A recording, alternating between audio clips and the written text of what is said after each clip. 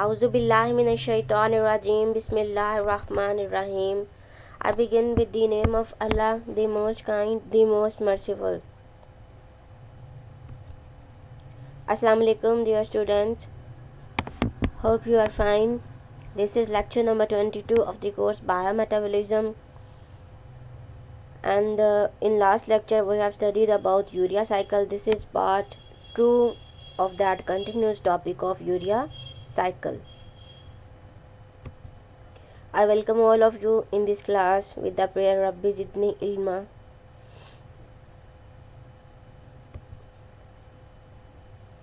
The key concepts I am going to deliver you through this lecture are about shortly about urea formation, about the energetics of urea cycle, significance of urea cycle and regulation of urea cycle, and finally metabolic disorders related to urea cycle.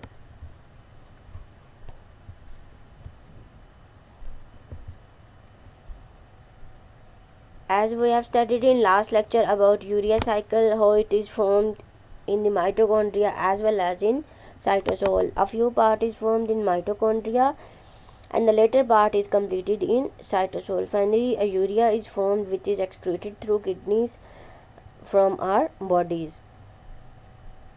The part that is completed in mitochondria is from carbamyl phosphate synthase 1 to the formation of carbamyl phosphate and ornithine transcarboamylase. After that, it enters into cytosol and the citrulline as well as arginosuccinate, fumarase and arginase etc. are formed. Finally, from the arginase urea is formed. This process is completed in urea cycle.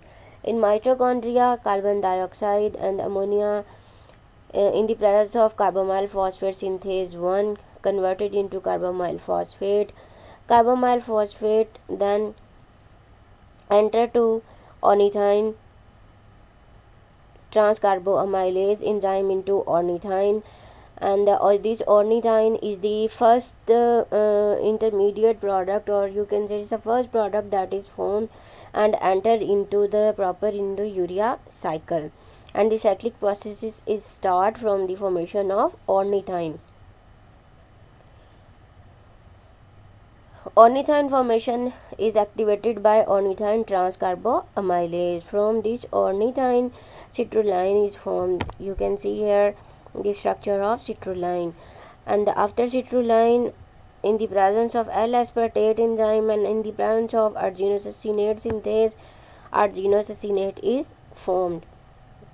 This arginosuccinate then after time being is converted into fumarate, and the arginosuccinase enzyme also work here for the conversion of arginosuccinate into fumarate, and this fumarate is then converted into arginase enzyme. In the presence of arginase enzyme, this fumarate is converted into urea, and this urea is excreted from our bodies.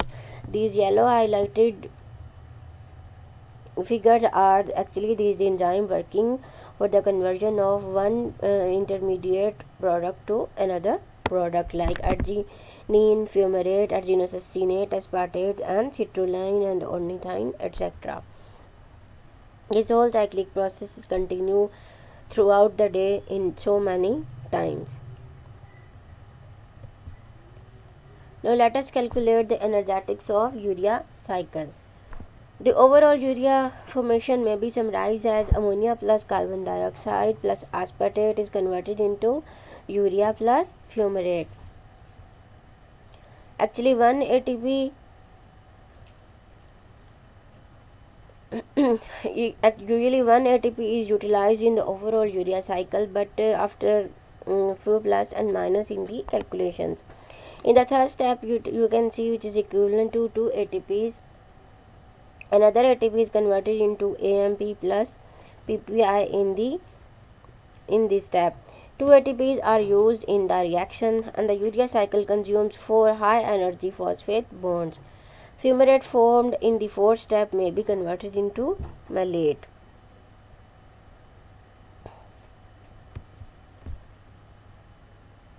Malate is when oxidized to oxaloacetate produce 1 ADH and 1 NADH is equivalent to 2.5 ATP. So net energy expenditure is only the utilization of only 1.5 high energy phosphate or only one high energy phosphate. So the urea cycle or tricarboxylic acid cycle are interlinked and it is known as urea bicycle. You can see these overall energy calculations through the cyclic process. At each step, if you calculate the production of ATPs and utilization of the ATPs, you can say that the net energy expenditure is only utilization of 1.5 high energy phosphate or 1.5 high energy adenosine triphosphate. In some places it is written as 1 ATP is utilized, but in some places written as 1.5 high energy ATPs are utilized. So after calculating the production and utilization of ATP, this 1.5 high energy phosphates are utilized. The urea cycle and trans-carboxylic acid cycle are linked as urea bicycle. You can see here in this picture urea bicycle. These are three smaller cycles: a citric acid cycle, aspartate arginosuccinate shunt citric acid cycle, and urea cycle. Intracellular proteins are converted into amino acid at first step. As we have seen, intracellular proteins are converted into amino acids. These amino acids are then broken down and converted into ammonia, and carbon skeleton is also formed. This ammonia is entered into urea cycle through the formation of carbamoyl phosphate. Biosynthesis of amino acids, nucleotides and biological amines can also utilize ammonia as it is produced from the breakdown of amino acids here. This carbamoyl phosphates then converted into citrulline and through citrulline formation it is entered into ornithine formation. This is converted into urea cycle.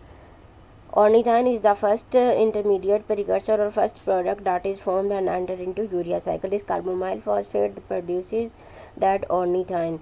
So this urea cycle continues and urea or nitrogen excretion products is formed. Here in urea cycle, aspartate arginosuccinate shunt of this citric acid cycle. This aspartate arginosuccinate is formed and this is the starting of citric acid cycle.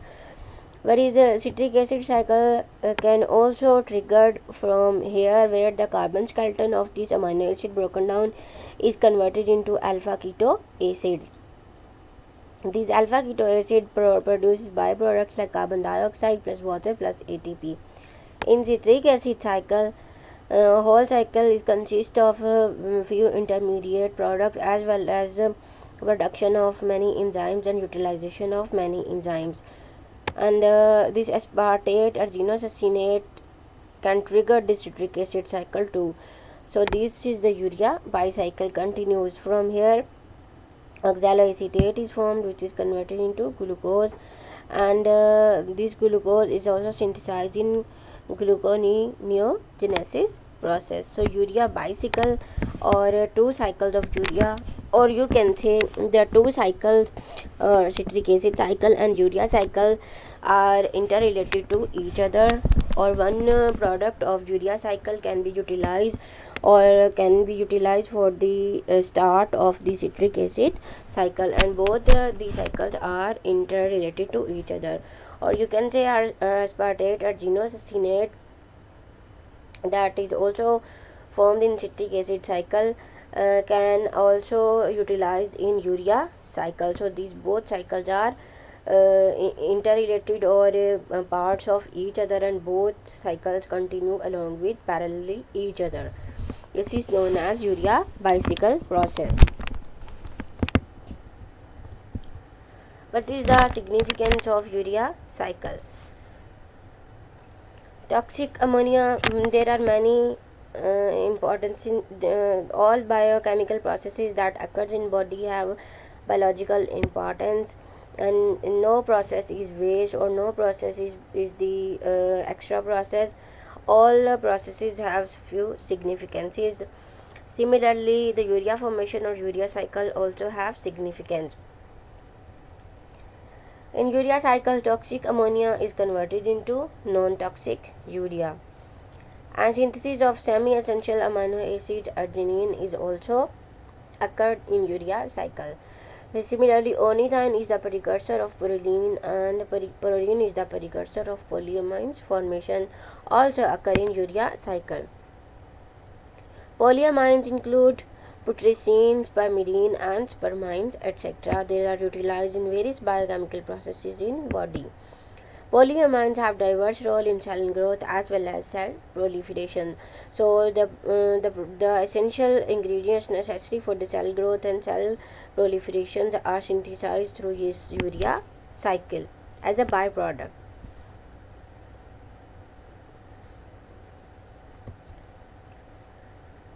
Now let us see how the regulation of urea cycle occur, or how can we regulate the urea cycle. What are the problems related to the regulation of urea cycle?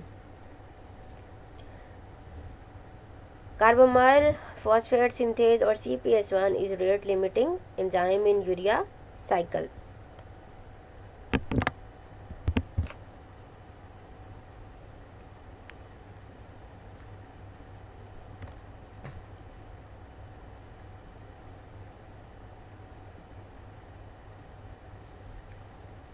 Carbamyl phosphate synthase is rate limiting step in the enzyme in the urea cycle. CPS1 is allosterically activated by N-acetyl glutamate. It is synthesized from glutamate and acetyl CoA by synthase and degraded by hydrolase enzyme. The rate of urea synthesis in liver is correlated with the concentration of N-acetyl glutamate.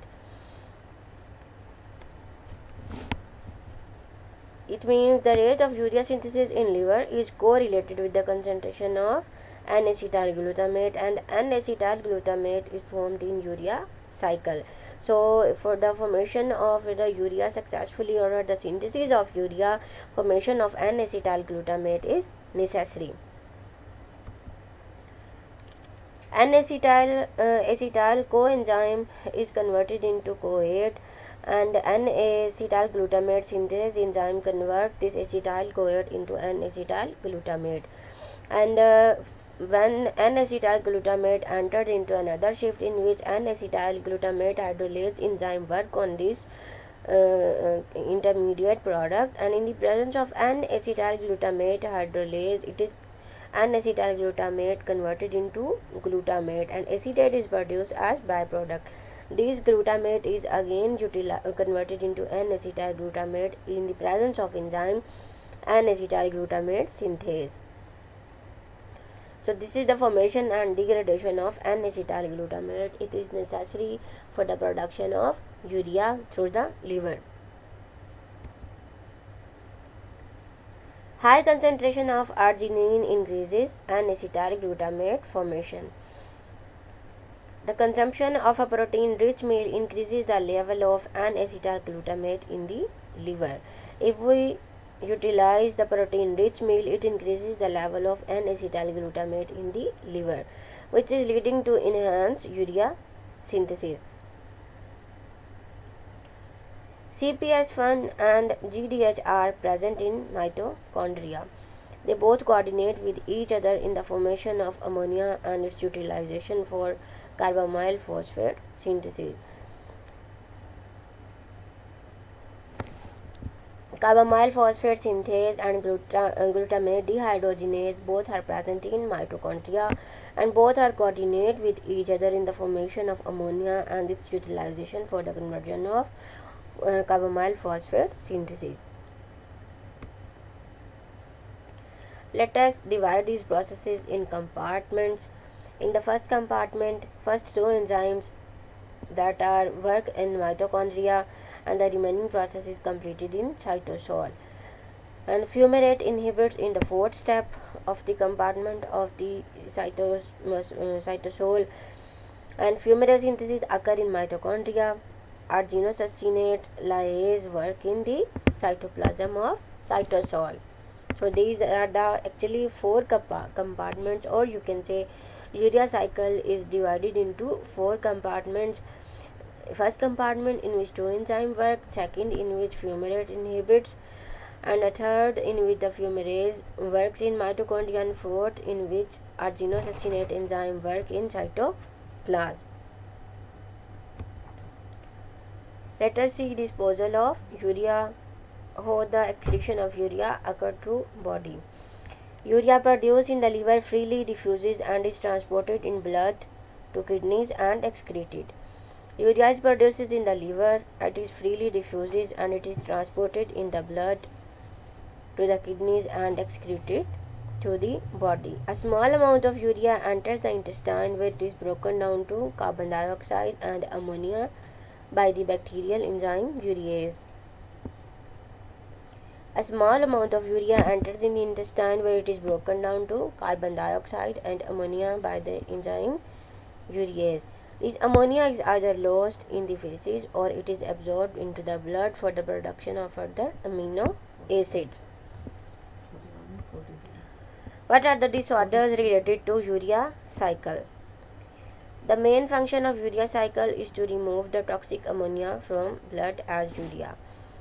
If the excess amount of ammonia remains in the body, it can produce poisonous substances which are toxic for the production of various useful chemicals in the human body.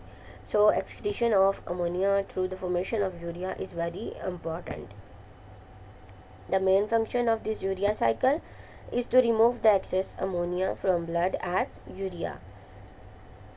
What are the defects or disorders related to urea cycle? Defects in the metabolism of conversion of ammonia to urea are, for example, urea cycle leads to the hyperammonemia or ammonia intoxication. Urea cycle defects or disorders in the urea cycle can lead to the formation of hyperammonemia condition or ammonia intoxication. What are these? Let us see in detail. First one is hyperammonemia. It is an inherited disorder of urea cycle. Enzymes familial hyperammonemia. It is an inherited disorder or it is a genetic disorder of the urea cycle, enzymes and familial with hyperammonemia.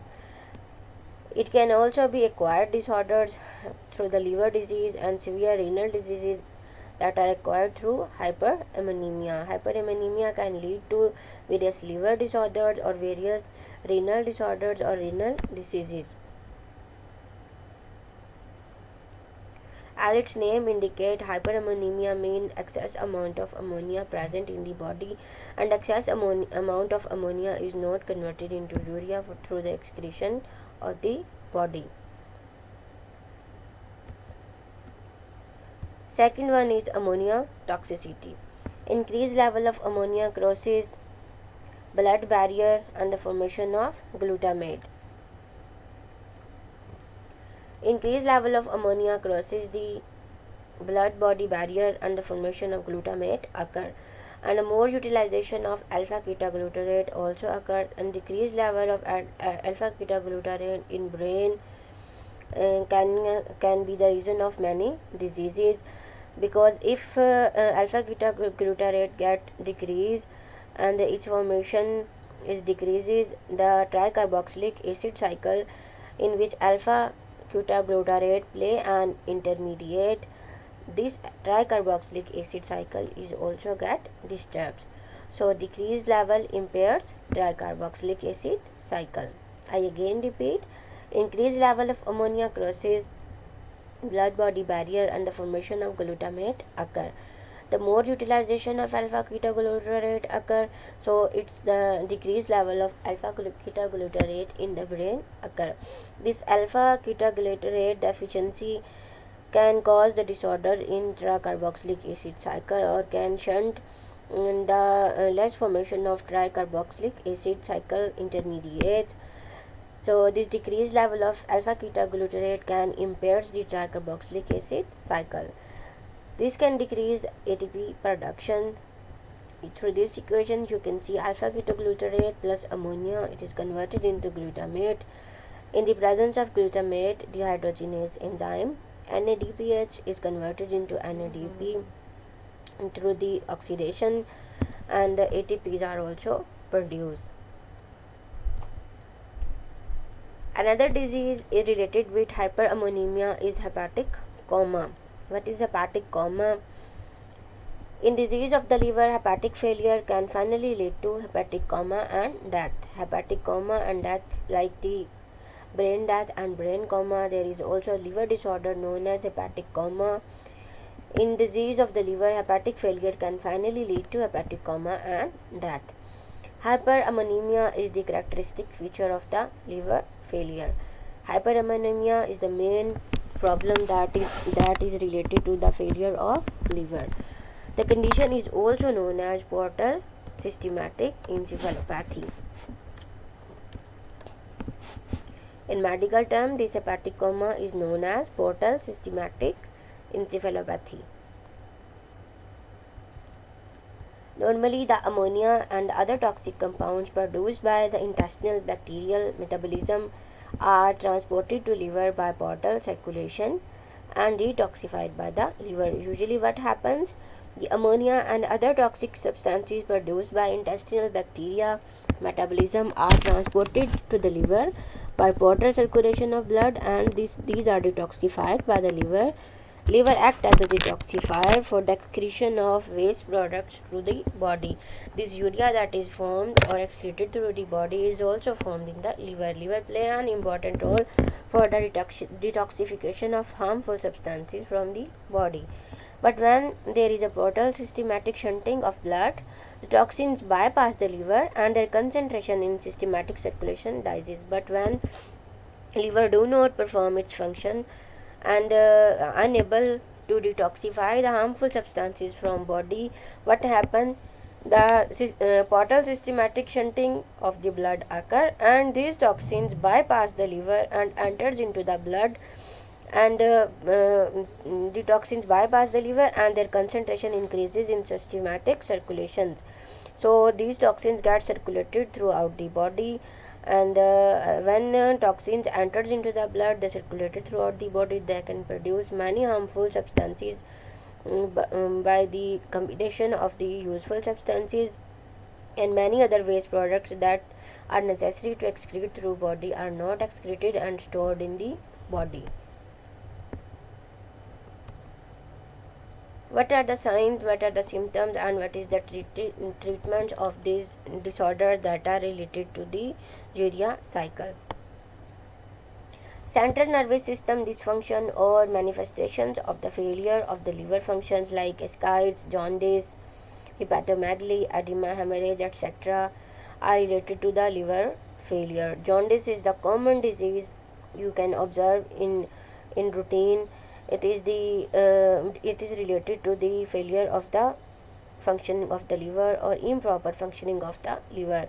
Others are ascites, hepatomegaly, edema, hemorrhage, etc. These are usually central nervous system dysfunctions, but mainly related to the failure of liver, because the toxins that are produced through these diseases are directly affect the central nervous system also. The management of these conditions are difficult. A low protein diet and intestinal disinfection like bowel clearing and antibiotics etc., or withholding hepatotoxic drugs and maintenance of electrolytes and acid base balance are the main causes of this renal failure or the main causes of the failure of liver function.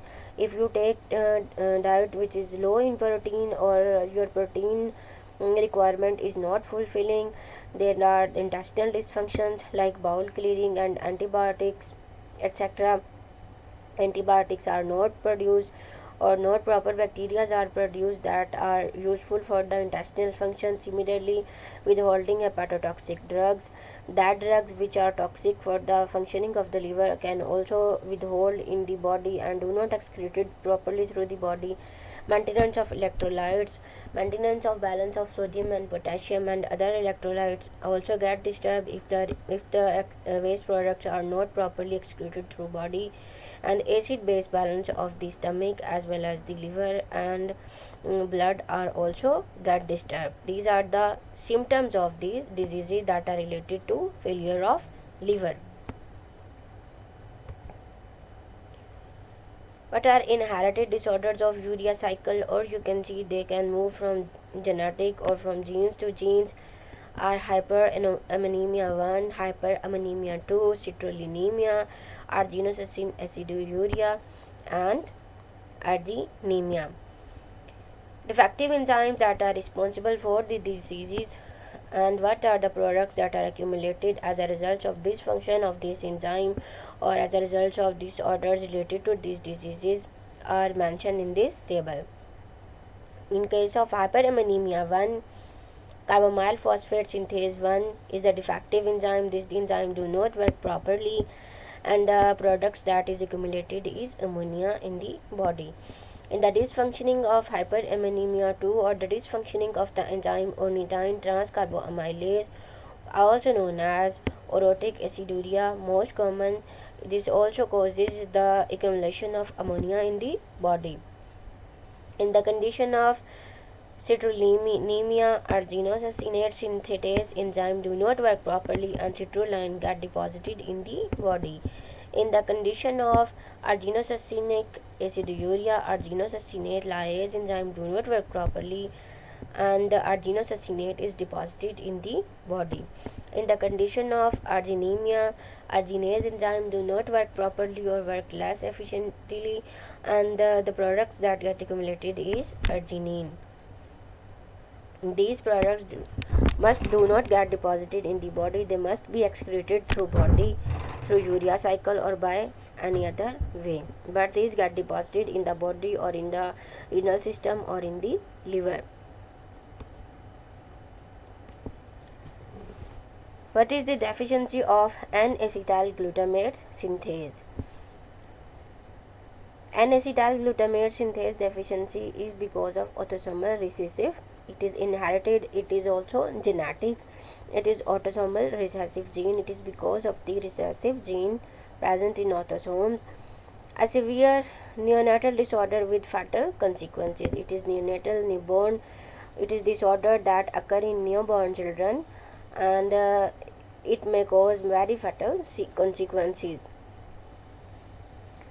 Treatment with structural analog and carbamyl L-glutamate can also or can be helpful for the activation of carbamyl phosphate 1 enzyme, and if N-carbamyl L-glutamate work out, it can activate carbamyl phosphate synthase 1 enzyme and N-acetyl glutamate synthase can occur. You can say N-carbamyl L-glutamate is the alternative or it is the remedy to overcome the deficiency or to activate the production of N-acetyl glutamate through the formation of carbamyl phosphate synthase. Ornithine transporter deficiency or ornithine 1 gene is also inherited disease related to the deficiency of N-acetyl glutamate synthase.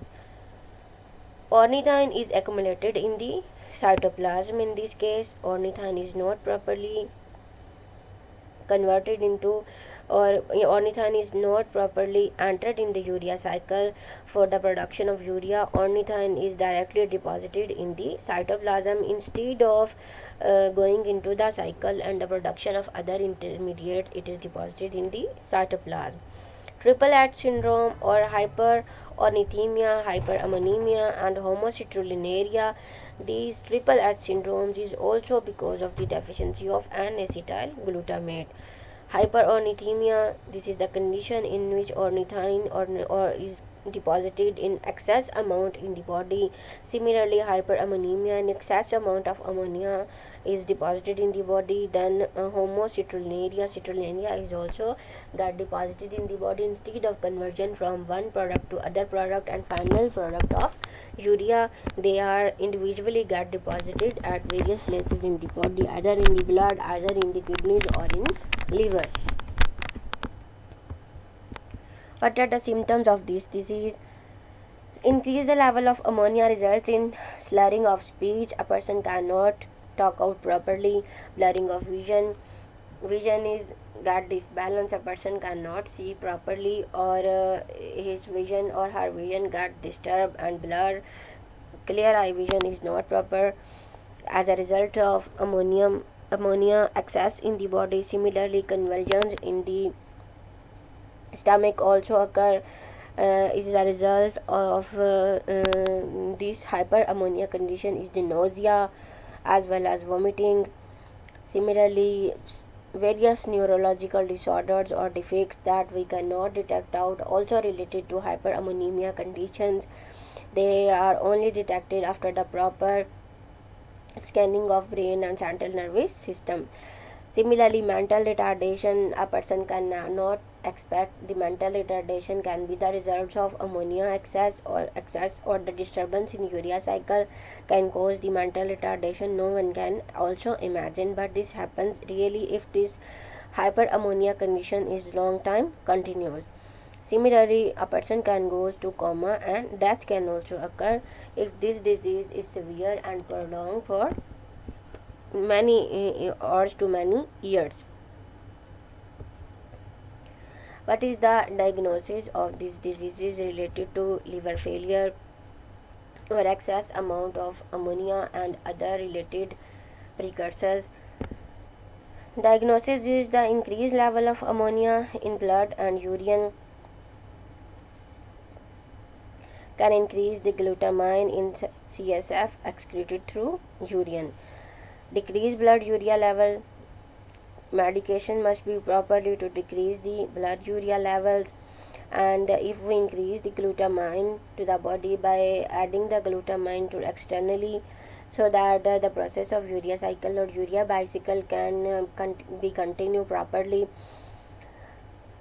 we can decrease the level of ammonia in the blood and urine by the conversion of this ammonia into urea by the formulations or by giving the patient a drug from externally, so that if its body itself do not convert this ammonia into urea, and through these drugs that ammonia can be converted into urea properly.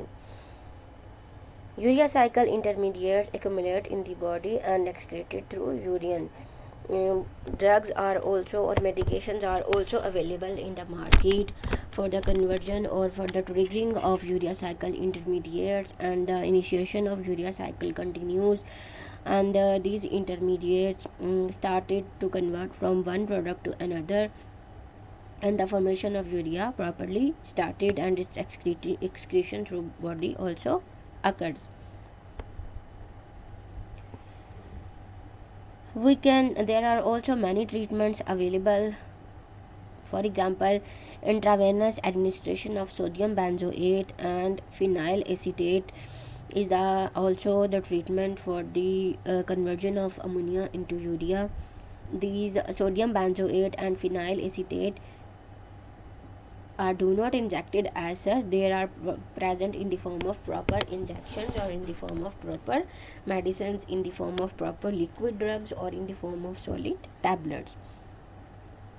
When we use the word intravenous, it means injections of sodium benzoate and phenyl acetate are available. These are injected to the body, and they help for the proper functioning of liver. These condense with glycine and glutamate to form water-soluble products that can be easily excreted through body.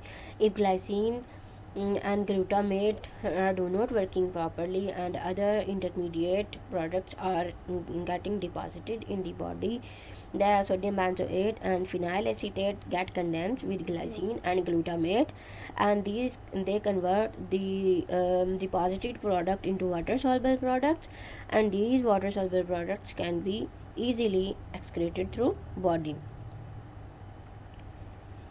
By this process, ammonia can be trapped and removed from the body very easily. In toxic hyperammonemia condition, hemodialysis may also become necessary.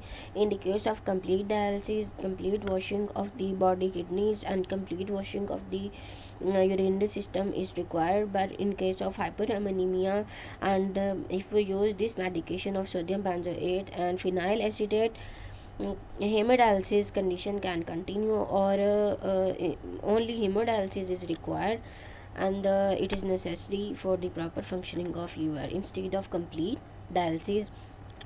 Sometimes complete dialysis of blood is also required when these medications do not work or the failure of these medication occur. Then the patient goes to dialysis bed, and he or she can live only by the dialysis process. What is the significance of blood urea? Normal blood urea concentration is 10 to 40 milligram per deciliter. In the body, normal glucose concentration, normal blood urea concentration is 10 to 40 milligram per deciliter. It varies from minimum 10 milligram to 40 milligram per deciliter of the blood. About 15 to 30 gram of urea, or you can say 7 to 15 gram of nitrogen that can be present in 15 to 30 gram of urea is excreted in urine per day. Means 7 to 15, minimum 7 to maximum 15 gram of nitrogen is excreted in urine per day. Blood urea estimation is a screening test for the evaluation of kidney or renal function. If we want to judge that our kidney or our renal is performing or working properly, then blood urea estimation test is performed in the laboratories. It is a screening test for the evaluation of kidney or renal function. Elevation in blood urea may be broadly classified into 2 to 3 categories. Number 1 is pre-renal. This is associated with increased protein breakdown, which is leading to a negative nitrogen balance in the body. In pre-renal condition associated with increased protein breakdown in the body, excess of proteins are utilized instead of normal breakdown, and this can lead to negative nitrogen balance in the body. Means more of nitrogen is excreted through body, output is more than input. We do not take enough amount of nitrogen through proteins that we are utilizing, or our body is excreting enough maximum amount of nitrogen, not enough to balance the nitrogen in the body. In pre-renal condition observed after major surgery, prolonged fever, diabetic coma, and thyrotoxicosis can be the result of pre-renal condition. In leukemia and bleeding disorders are also the results of blood urea elevation. In renal condition or renal disorders like acute glomerulonephritis condition or chronic nephritis condition, nephrosclerosis condition, or polycystic kidney, blood urea is increased. In renal, what happened? Blood urea level is increased. Polycystic kidneys in stones get deposited in the kidney. Chronic nephritis can also occur. Acute glomerulonephritis can also occur. In post-renal condition, what happens? Due to obstruction in the urinary tract, for example, tumors, stones, enlargement of prostate gland, etc. These are the diseases related to post-renal condition. Blood urea level is also elevated in post-renal conditions, and tumors and stones and also occurs in kidneys, and enlargement of prostate gland can also occur. This is due to the increased reabsorption of urea from the renal tubules. Because in renal tubules urea is present to excrete it, but sometimes post-renal condition, in post-renal conditions what happen, the reabsorption of urea can occur from renal tubules instead of excreting it through body.